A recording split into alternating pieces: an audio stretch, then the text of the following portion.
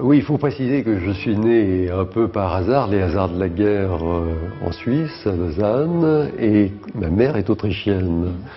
Et quand, à la fin de la Deuxième Guerre mondiale, elle est retournée en Autriche pour voir ce qu'il était advenu de sa famille, de ses amis, et mon père et moi, nous l'avons suivi. J'avais 6 ou 7 ans.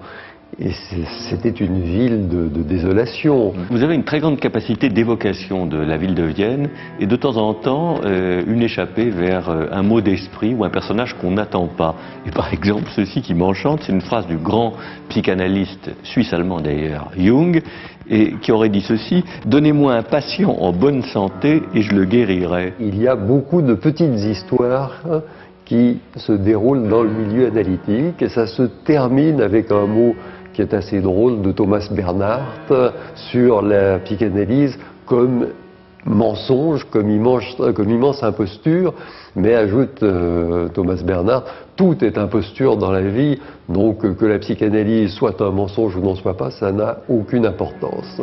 Mais au fond, Vienne, c'est une espèce je sais pas, de quintessence à la fois du désespoir et de l'envie d'en sortir. Envie d'ailleurs qui n'est jamais assouvie.